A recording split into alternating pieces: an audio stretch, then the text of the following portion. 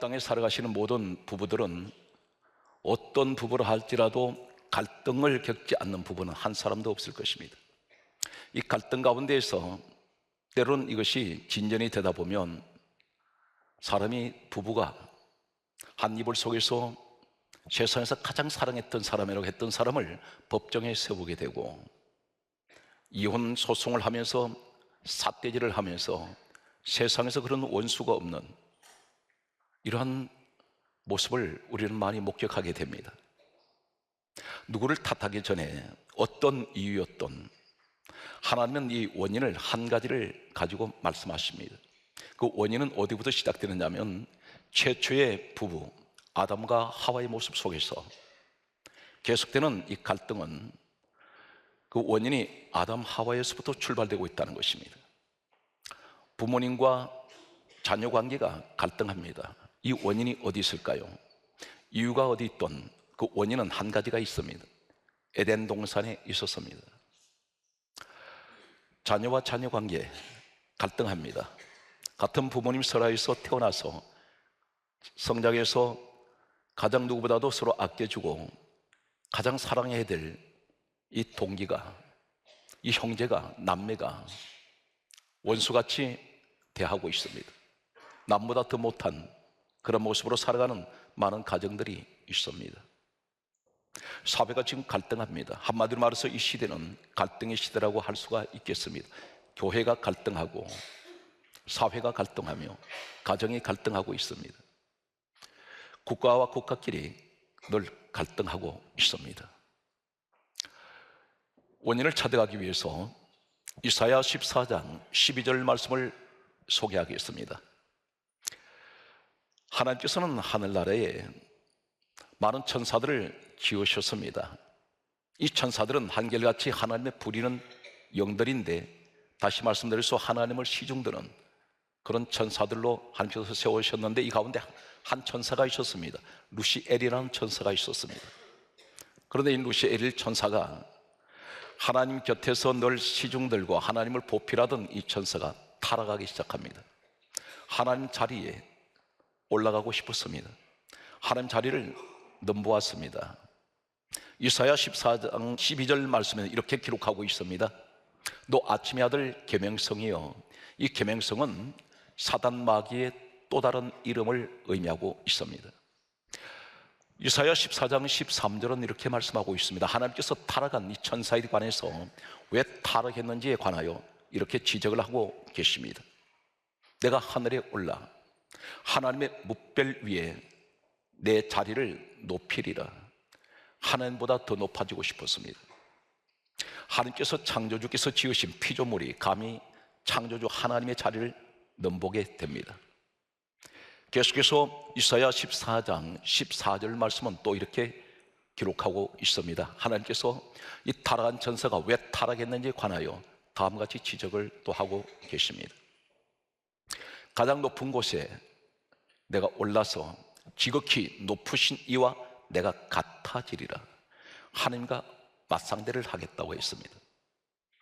이 말씀 가운데에서 이사야 14장 12절에서 14절 내용 가운데 하나님께서 이렇게 말씀합니다.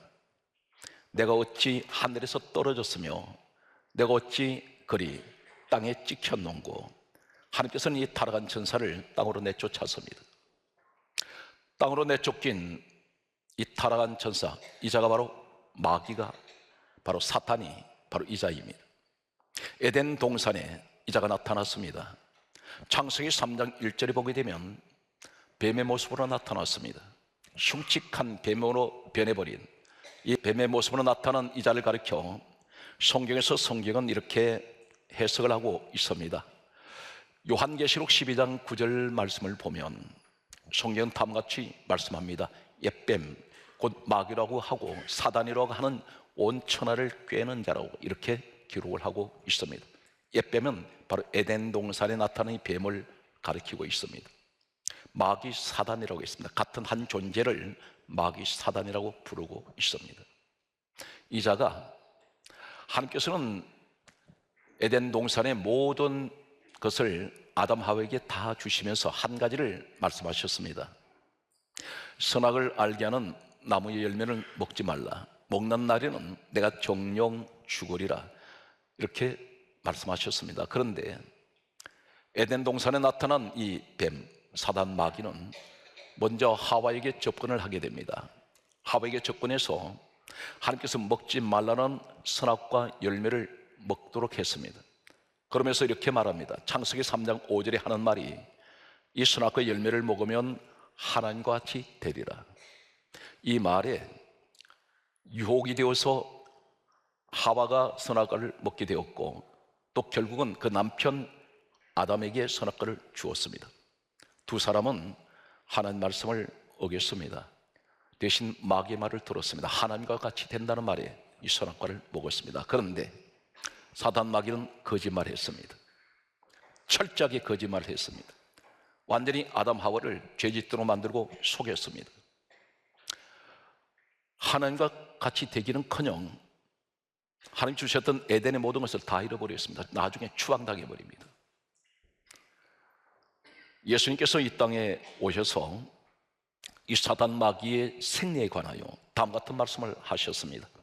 요한복음 8장 44절 말씀 보게 되면 예수님께서 친히 말씀하시기를 마귀는 거짓말쟁이요 거짓의 아비라, 이렇게 말씀하셨습니다. 거짓말쟁이 거짓의 아비란 말은 거짓말, 거짓의 원주가 누구냐면 마귀 사단이라는 것입니다. 거짓이 시작된 장 본인이 누구냐면 마귀 사단으로부터 거짓이 시작되었다는 것입니다. 요한복음 8장 44절은 또 이렇게 말씀하고 있습니다. 진리가 그 속에 없으므로, 진리가 무엇일까요? 고린도후서 6장 7절은 성경 66권 말씀이 진리라고 있습니다. 마귀에게는 말씀이 진리가 없다는 것입니다. 진리가 없으므로 거짓을 말할 때 자기 것으로 말하느니라, 이렇게 말씀하고 있습니다. 우리 예수님이 직접 지적을 하셨습니다. 이분이 누구신가요? 빌립보서 2장 6절에 근본 하나님 본체 되시는 분이 우리 주 예수 그리스도이십니다. 우리 하나님 되시는 예수님이 마귀의 생리를 그대로 말씀합니다. 그자에게는 진리가 없다.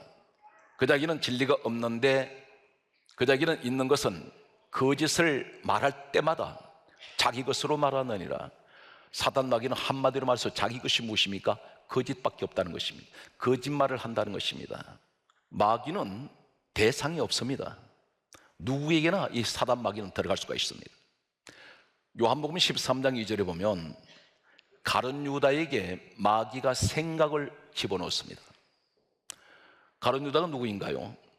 예수님을 3년 이상 따라다녔던, 그림자처럼 따라다녔던 척건 중에 척건입니다. 주의 종이었습니다. 예수님 바로 옆에 있었습니다. 그런데 마귀가 가룟 유다에게 생각을 넣었습니다. 사랑하는 성도 여러분, 우리는 타성에 젖어 있습니다. 세상 소리의 귀가 열려 있습니다. 익숙해 있습니다. 하나님 말씀의 귀를 여시는 여러분 되시길 바랍니다. 말씀 밖에는 진리가 없습니다. 그런데 계시록 12장 9절에서 10절 말씀을 보게 되면 성경 다음과 같이 이렇게 말씀합니다. 사탄 마귀가 이 땅에 오면 만나는 자들마다 밤낮 없이 참수를 한다 했습니다. 마귀는 영적 존재입니다. 이 세상에는 두 세계가 있습니다. 하나는 우리 육신의 눈으로 보이는 세계가 있고, 하나는 분명 보이지 않는 세계가 있습니다. 이 세계를 가리켜 용의 세계라고 합니다. 한 예를 들겠습니다. 공기가 있는 것 우리가 알고 있습니다. 공기가 있기 때문에 우리가 숨을 쉬고 살아갑니다. 그런데 공기는 보이지 않습니다. 잡히지도 않습니다. 감각이 없습니다. 현대의학에서도 귀신이란 존재를 인정하고 있습니다.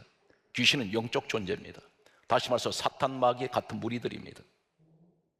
분명 우리 하나님은 누구신가요? 요한복음 4장 23절에서 24절에 하나님은 영이시라고 했습니다. 우리 하나님은 영이십니다. 눈에 보이시지 않습니다. 성령이 누구신가요? 영이십니다. 분명 이 자리에 와 계십니다. 그런데 제가 지금까지 말씀드린 내용이 어디로 흘러갑니까? 창세기 2장 22절 말씀을 소개합니다. 하나님께서는 아담, 이 남자를 먼저 지으시고 갈빗대로, 성경 가운데입니다, 여자를 만드셨다고 했습니다.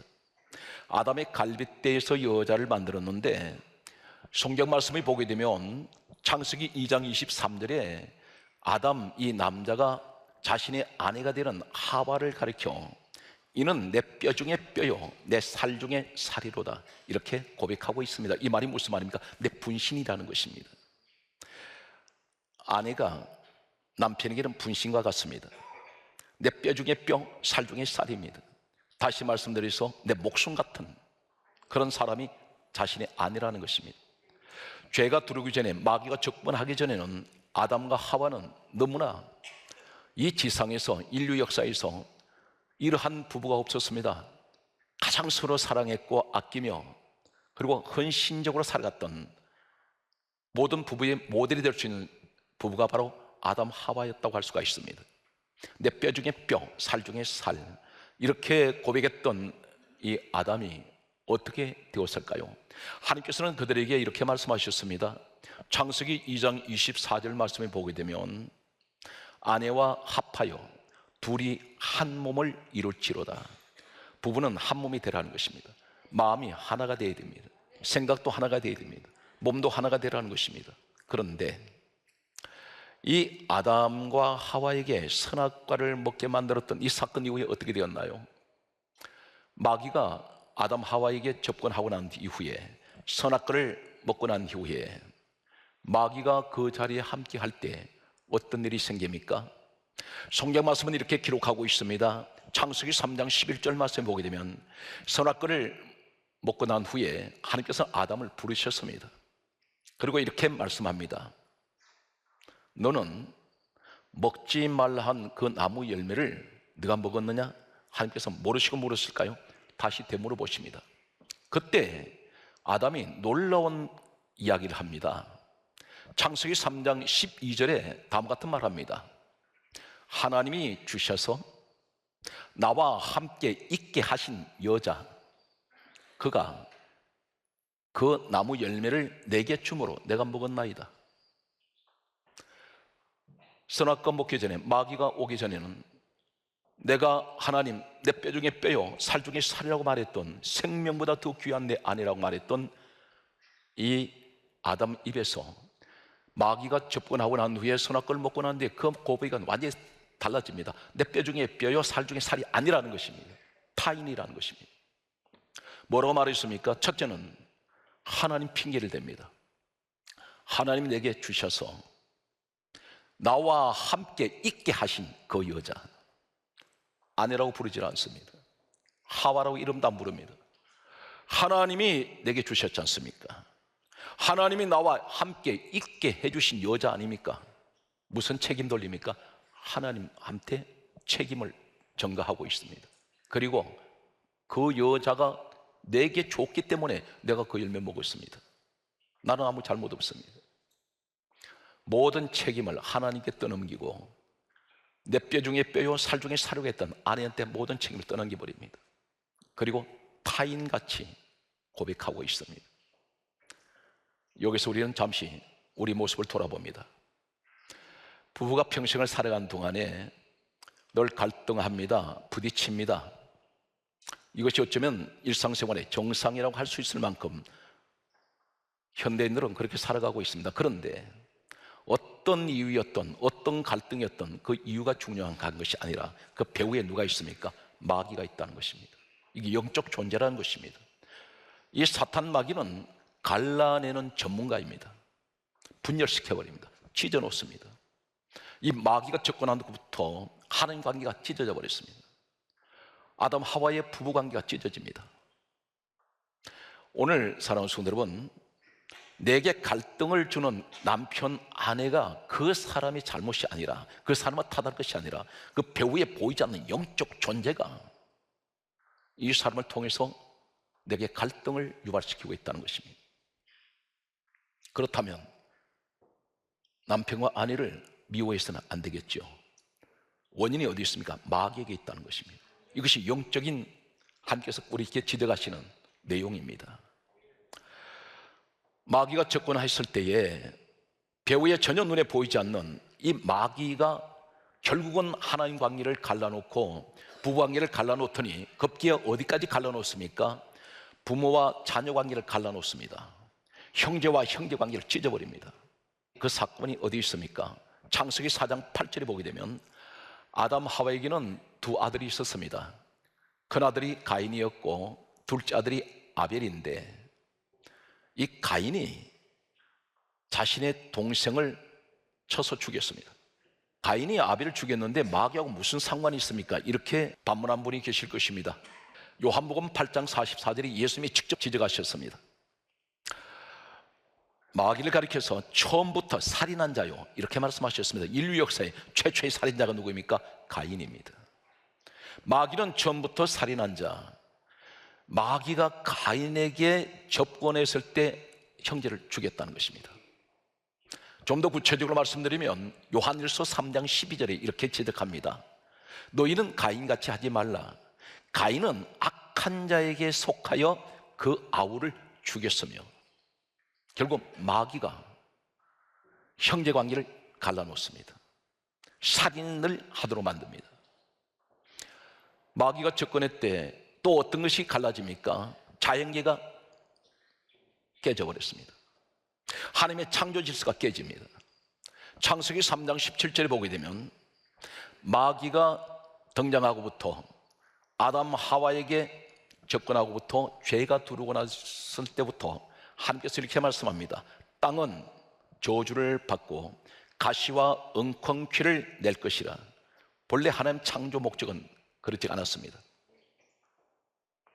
땅이 저주를 받아버렸습니다. 하나님께서 땅을 축복을 하셨던 이 땅이 저주로 바꿔버립니다. 자연계가 부서져 버립니다. 마귀가 접근할 때 하나님 관계가 가장 먼저 우선은 하나님 관계가 갈라질 때 부부관계 갈라지고 형제관계 갈라지고 부모와 자녀관계가 갈라지고 자연계가 문제가 생깁니다. 깨져버립니다. 질서가 깨져버립니다. 오늘 하나님께서는 이 땅을 살아가는 많은 사람들 가운데 특히 교회 생활을 하면서도 때로는 자해를 하는 분이 계세요. 자살을 하는 분들이 있습니다.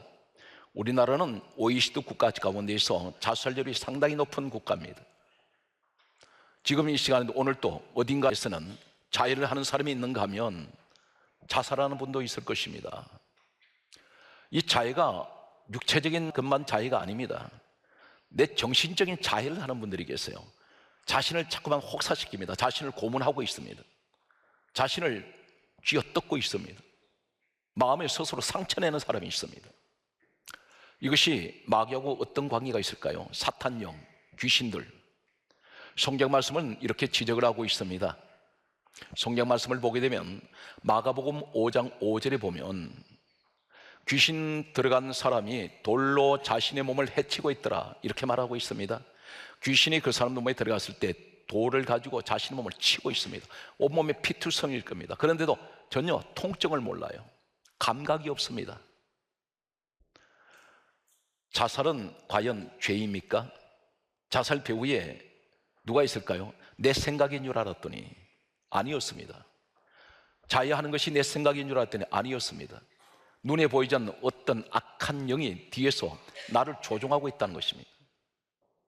성경 말씀을 보게 되면 요한복음 13장 2절에 가룟 유다에게 마귀가 생각을 집어넣고 예수를 팔려는 생각을 넣었는데, 성경 말씀은 이렇게 기록하고 있습니다. 마귀가 생각을 넣고 난 후에 요한복음 13장 27절에는 사단이 그 속에 들어갔습니다. 그리고 예수님을 은삼십에 팔고 난 후에 이 사단 마귀는 가룟 유다를 풀어주지 않습니다. 결국은 사탄 마귀가 생각을 통해서 마태복음 27장 5절에 보면 스스로 목매달아 자살하게 만듭니다. 자해, 자살, 배후에 악한 영이 있습니다. 구약에 와서 사무엘상 16장 14절에 보면 이스라엘 초대왕 사울이 있습니다. 화려한 인생을 살았던 사람입니다. 왕의 자리에 있었습니다. 그런데 북의 영화를 다 누리고 사는 그들에게도 악한 영이 임할 때에, 악한 영이 들어갈 때 이 사람은 어떻게 됩니까? 사무엘상 31장 4절에 보면 스스로 자신의 칼을 가지고 자신을 찔러서 자살해버립니다. 구약에도 신약에도 이 자살 배후에, 자해 배후에 악한 영이 있다는 사실입니다. 오늘 그렇다면 이 마귀를 어떻게 하면 내가 이길 수 있을까요? 성경 말씀은 또 이렇게 강조하는 내용들이 있습니다. 예수님께서 이 땅에 오셔서 이제 십자가에서 죽으실 때에 우리는 보통 갈보리 언덕 그리고 골고다 언덕에서 예수님 십자가에서 죽으셨다고 이야기를 합니다. 그런데 성경 한 구절에는 다른 말씀이 있습니다. 요한복음 19장 41절 말씀 보게 되면 예수님의 십자가에 못 박힌 곳은 동산이라고 말씀하고 있습니다. 동산에서 예수님께서 십자가에서 못 박힌 곳이라 이렇게 말씀하는데, 마귀가 최초로 죄를 가지고 들어왔던 장소, 하나님과 관계를 갈라냈던 장소, 부관계를 갈라버렸던 장소, 그리고 가인과 아벨 관계를 갈라놓고 자연계가 갈라진, 질서가 깨져버린 최초의 죄의 시작이 있던 이 장소를 가리켜 성경이 이렇게 강조합니다. 창세기 3장 2절에 동산이라고 말하고 있습니다. 이 동산에서 죄가 시작되고 있습니다. 어떤 의미일까요?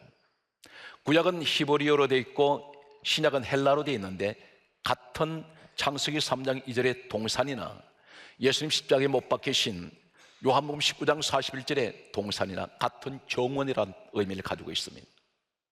복음적으로 무엇을 말씀하고 있을까요? 장소는 분명히 다릅니다. 그런데 영적으로는 똑같은 의미를 가지고 있습니다. 죄가 최초로 시작된 곳, 마귀가 나타났던 곳, 그곳에 하나님 관계를 갈라버렸던 곳, 부부관계를 갈라버렸고 인류 역사에 최초로 살인자가 나왔던 곳, 그리고 자연계를 깨버린, 질서를 깨버렸던 이 자리가 바로 동산이라면, 예수님께서 동산에서 십자가에 못 박히신 이 자리가 어디냐면 그 동산에서 뭘 하셨습니까? 피를 흘리십니다. 요한일서 1장 7절엔 예수의 피가, 크게 따라하시기 바랍니다. 예수의 피가 우리의 모든 죄를 깨끗하게 하실 것이요, 최초로 죄가 시작된 이 동산에서 예수님께서 동산에서 십자가에 못 박히시고 피를 흘리신 것은 모든 죄를 다 깨끗하게 만들어 버립니다. 마귀는 어떻게 됩니까? 요한일서 3장 8절에 하나님 아들이 나타나시면 마귀의 일을 멸하려 하심이라, 동산에서 제거시켜 버립니다. 그래서 동산이라는 의미가 성경 우연히 기록된 것이 아닙니다. 하나님의 놀라운 의미가 있다는 사실입니다. 우리 예수님은 이 땅에 오셔서 모든 죄를 다 깨끗하게 하셨습니다. 그것이 바로 십자가에서 돌아가신 예수 그리스도의 피, 그 보배로운 피, 예수 그리스도의 피는 우리의 모든 죄를 다 깨끗하게 하셨을 뿐 아니라 사탄 마귀를 멸하셨습니다. 그래서 우리 주님께서 이렇게 말씀하셨습니다. 내가 다 이루었다. 어디에서 말씀하셨습니까? 십자가에서. 우리 주님이 이루신 것은 두 가지입니다. 하나는 마태복음 1장 21절에 이름을 예수라 하라, 이런 자기 백성을 죄에서 구원하셨습니다. 또 하나는 요한일서 3장 8절에 마귀를 멸하셨습니다. 우리는 구원하셨고 사단 마귀는 심판하신 우리 주님이 모든 갈등을 다 치유하셨습니다. 십자가로 회복시키셨습니다. 오늘 사랑하는 성도 여러분, 이 땅에 사탄 마귀가 가져왔던 수많은 갈등, 분열, 그리고 모든 것을 깨버렸던 이것이 하나가 될 수 있고 다시 회복되는 것은 예수 그리스도의 십자가밖에 없습니다. 주님만이 우리를 치유할 수가 있습니다. 사탄 마귀가 이 세상에 핵무기를 갖다 놓아도, 전 세계 핵무기를 다 터뜨려도 마귀는 끄떡하지 않습니다. 그런데 가장 무서운 분이 한 분 계세요. 성경 이 말씀을 전하고 말씀을 정리하고 마치겠습니다. 마가복음 5장 6절에 보면 군대 귀신이 있습니다. 이 한글에는 군대란 이 말이, 이 헬라어의 이 원문에는 레기온이라는 단어를 쓰고 있습니다. 레기온 단어가 어디서 유래가 됐냐면 로마 군대 용어입니다. 로마 군단 병력을 의미할 때 레기온이라고 쓰는데 3,000명에서 6,000명을 군대를 의미할 때 레기온입니다. 그런데 이 군대 귀신, 이 군대란 말이 예수님께서 물으셨습니다. 너 이름이 무엇이냐 했더니 레기온입니다. 우린 군대 귀신입니다. 3,000마리에서 6,000마리 군대 귀신입니다. 이렇게 말하는 것을 의미하고 있습니다. 그런데 예수님이 그들을 군대 귀신을 오라고 하신 적 없습니다. 부르신 적도 없습니다. 그런데 마가복음 5장 6절에 보면 이 군대 귀신이 성경에 이렇게 강조하고 있습니다. 멀리서 예수를 보고 달려와 엎드려 절하며 하는 말이, 지극히 높으신 하나님 아들 예수여, 우리를 괴롭게 하지 마옵소서. 이 말이 무슨 말입니까? 주님께서 그들을 이리로 오라고 하신 적 없습니다. 그런데 스스로 예수님을 보는 것만도 무섭습니다. 스스로 달려왔습니다. 엎드려서 절합니다. 이 절했다는 이 의미가 어떤 것이냐면 땅바닥에 완전히 납작 엎드린 것을 말합니다. 그리고 하는 말이, 하나님 아들 예수여, 우리를 괴롭게 하지 마옵소서. 사시나무 떨듯이 떠는 그들의 모습에서 이 악한 영들, 이 귀신의 존재들, 사탄마귀 같은 무리들인데 가장 무서운 분이 우리 예수님이라는 것입니다. 그렇다면 내 가정에 부부관계에 갈등이 있는 이 자리에, 자녀와 부모 간의 갈등이 있는 이 자리에, 이 사회가 갈등하는 이 자리에 누가 계셔야 됩니까? 예수님 계셔야 됩니다. 주님이 계신다면 마귀는 절대 사람과 관계를 갈라놓지 않습니다. 분열시키지 않습니다. 하나님과 관계 갈라놓지 않습니다. 오직 우리 인생의 마스터 키는 예수 그리스도이십니다. 사랑하는 성도 여러분, 지금까지도 여러분 주님만을 의지하고 살아오셨습니다. 그러나 이 한 주간 오늘 이 말씀을 듣고 다시 한번 내 마음에 다짐하기를, 오직 내 주님만 내 마음에 모시기 원합니다. 주여, 우리 가정의 주인 되어 주셔서, 사업장의 주인 되어 주시고, 내가 직장에서 우리 주님이 주인 되어 주셔서, 특별히 이 국가에, 이 사회에 우리 주님의 가운데 가장 주인 되어 주셔서, 하나님, 원수마귀가 이 나라를 혼돈의 세계로 빠뜨리는 일 없도록, 사회를 무질서게 만드는 일이 없게 하여 주시고, 우리 가정에 더 이상 부부간의 갈등이 없으며 자녀간의 갈등이 없는 가장 아름다운, 죄가 들어오기 전에, 마귀가 들어오기 전에 이 에덴 동산 같은 이 축복을 우리에게 주시옵소서. 오늘 또 이 말씀을 듣는 사랑하는 성도들에게 항상 하나님의 영광이 함께 하시기를 예수님으로 축복합니다.